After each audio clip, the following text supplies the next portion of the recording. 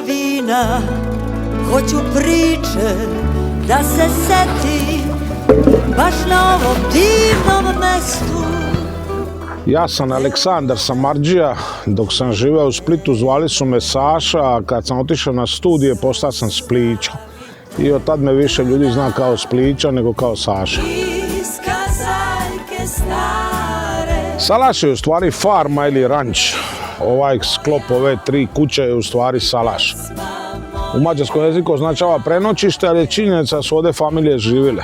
Nekad nije postojalo selo Čenej, postojali su samo salaši, bilo ih je preko 420 u ovome Ataru ili ti ga Srezu.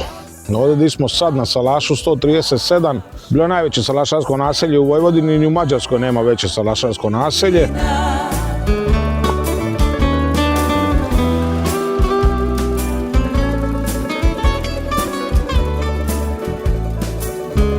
Svi su očekivali da ću napraviti dalmatinsku konobu i bilo bi vrlo neukusno da napravim konobu, ja bi znao da sve lažem. Jer bi bilo sve smrznuto, i školjke, i ribe, i sve.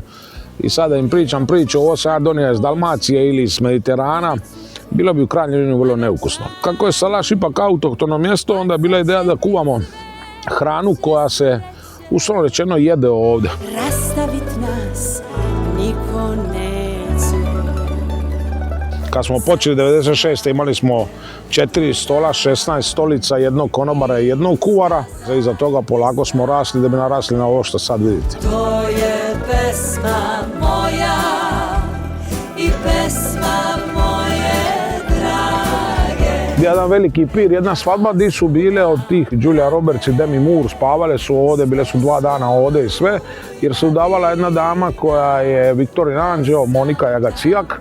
Tako da je kompletan pir, svi su u stvari bili Hollywood i nekakav svjetski jet set, ali bilo je i svjetskih košarkaša, bio je Wim Wenders, bio je Tony Parsons. Ovdje nikad nećete naći fotografije svih celebritija koji su bili, jer nam je cilj da i pekar iz ovog sela i postolari iz sela, pored sa ženom Nicom, dođu ovdje. Apsolutno nemamo ništa protiv dobre i nove i molekularne i fine dining kuhinje, ja sam prvi koji ide sve probat, ali mislim da sami ambijent i samo mjesto ima puno pravo da se intenzivno trudi, što će se sad čuti na 100 mjesta, da pravi neku hranu koja je u stvari manje više lokalna i koja je tradicionalna.